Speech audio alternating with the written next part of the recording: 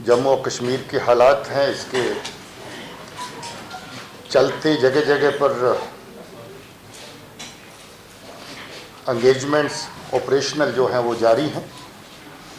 आज भी ऐसा ही एक ऑपरेशन बटमालू के एरिया में श्रीनगर सिटी में हुआ,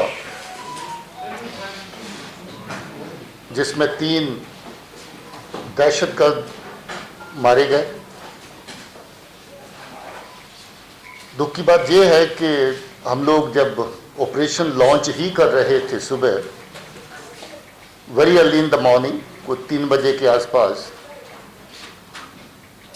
उसी वक्त हमारी पार्टी फायर के नीचे आई और अनफॉर्चुनेटली उस फायर के दौरान एक हमारे डिप्टी कमांडेंट सीआरपी की तरफ से, जो सीआरपी टीम को केओटी को लीड कर रहे थे, उनको गोलियां लगी, जख्मी हैं, बेस हॉस्पिटल में हैं।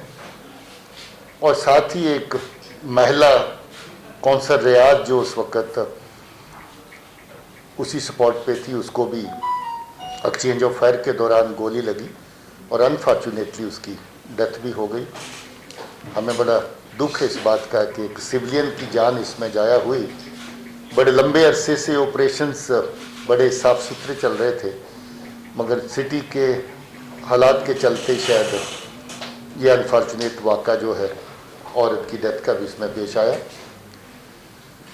अभी तक इस साल के दौरान श्रीनगर शहर के अंदर 7 कामयाब ऑपरेशन हो चुके हैं और 7 ऑपरेशंस में 16 दहशतगर्द अभी तक यहाँ मारे गए हैं, जिसमें जुनैद सराई भी शामिल है, जो आप जानते हैं कि हिजबुल मुजाहिदीन का बड़ा कमांडर था। उसके अलावा भी काफ़ी कमांडर्स इस ऑपरेशन में मारे गए। मरने वालों में 5 लोग ऐसे हैं आतंकियों में जो श्रीनगर शहर के रहने वाले हैं और बाकी लोग 11 जो हैं वो बाकी ज़िलों के हैं। इससे आप अंदाज़ा लगा सकते हैं कि श्रीनगर शहर कितना निशाने पे रहता है बाहर के दहशतगर्दों के, जो बाहर के ज़िलों में ऑपरेट करते हैं। बार बार उनके ग्रुप बाकी ज़िलों से श्रीनगर शहर में आके पनाह लेते हैं और जहाँ पर दहशतगर्दी कार्रवाइयों को अंजाम देने की प्लान करते हैं और उसके मुताबिक जहाँ पर आकर के छुपते हैं और बहुत सारी कार्रवाइयाँ अंजाम भी देते हैं। आपको याद होगा जहाँ नौगाम में हमारे पुलिस के 2 जवान शहीद हुए, एक नाके के ऊपर 14 अगस्त को फायरिंग हुई। उससे पहले बीएसएफ के 2 जवान पांतच में उनके ऊपर अटैक हुआ और वो मारे गए। इसके अलावा पंथा चौक में हमारे नाके के ऊपर फायर हुआ, जिसमें हमारे जाबाज बहादुर जो एसओजी के हमारे बहुत पुराने मेंबर थे, उनकी डेथ हुई, मगर जवाबी कार्रवाई में 3 दहशतगर्द उसमें भी मारे गए। जिस साल कुल मिलाकर के अभी तक बड़ा कामयाब साल है। अमन व अमान के ख्याल से अगर देखें तो बहुत हद तक 19 के मुकाबले में 20 का साल हर पैरामीटर के ऊपर ज़्यादा बेहतर दिखाई देता है। ऑपरेशंस के हवाले से अगर देखें तो अभी तक 72 ऑपरेशंस इस साल के अंदर हम लोग कर चुके हैं, जिसमें 177 दहशतगर्द अभी तक मारे गए हैं, जिसमें 12 दहशतगर्द जम्मू के खित्ते में मारे गए और 165 जहां पर मारे गए। इसमें काफ़ी बड़ी तादाद फॉरेन टेररिस्ट की है जिनका ताल्लुक पाकिस्तान से है। इनमें 22 टेररिस्ट जो हैं वो अभी तक जो मारे गए हैं वो पाकिस्तान से जुड़े हुए फॉरेन टेररिस्ट हैं। इससे ये भी साफ जाहिर होता है कि पाकिस्तान की इन्वॉल्वमेंट दहशतगर्दी कार्रवाइयों में डायरेक्ट कितनी ज़्यादा है। ख़ासतौर पे जैश और लश्कर के बीच में जो आतंकी काम करते हैं, दहशतगर्द काम करते हैं, उसमें काफ़ी बड़ी तादाद जो है पाकिस्तान से भेजे हुए उनके अपने दहशतगर्दों की है।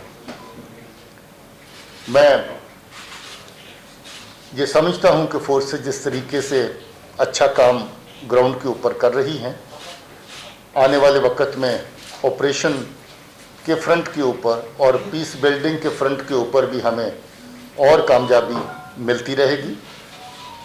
फोर्सेस की तरफ से हमारी कोशिश रहेगी कि हम कोलेटरल डैमेज जितना अवॉइड कर सकें, हर हाल में उसको अवॉइड करें।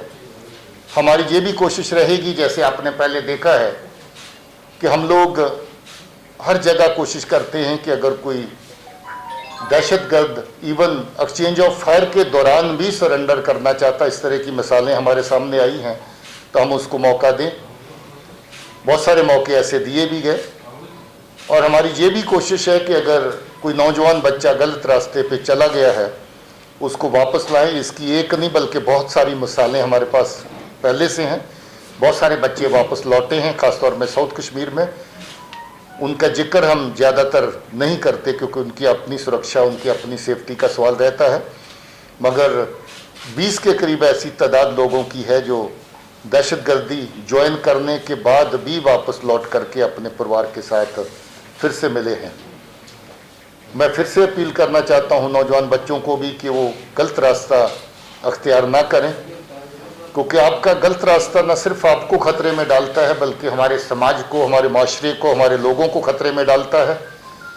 जहाँ जहाँ दहशतगर्द की गोली पहुँचती है, बंदूक पहुँचती है, जहाँ जहाँ दहशतगर्द का ग्रेनेड पहुँचता है, वहाँ जानो माल का नुकसान किसी न किसी सूरत में ज़रूर होता है। हम लोग इसको तभी अवॉइड कर सकते हैं अगर हम अमन के रास्ते को अपनाएं और दहशतगर्दी के रास्ते को तर्क करें। मैं समझता हूं कि पाकिस्तान की तरफ से कोई भी कोशिश जाया नहीं की जा रही। जहां भी वो हमारे लोगों को वर्गला सकते हैं, हमारे नौजवान बच्चों को गलत रास्ते पे डाल सकते हैं, वो हर तरह की कोशिश करते हैं। नई नई तंजीमें खड़ी करने की कोशिश फिर से हो रही है। अल बदर को फिर से जिंदा करने की बात हो रही है। PAFF जैसी तंजीमें नहीं आ रही हैं। PRF के बाद ये नया एडिशन है और ये तमाम जितनी भी नई तंजीमें उठाने का चर्चा, इनको जिंदा करने का और नई तरह से पैदा करने का सिलसिला है, वो ज़्यादातर कराची में बैठ कर के पाकिस्तान के एजेंसी जो हैं उसको प्लान भी करती हैं और एग्जीक्यूट भी करती हैं।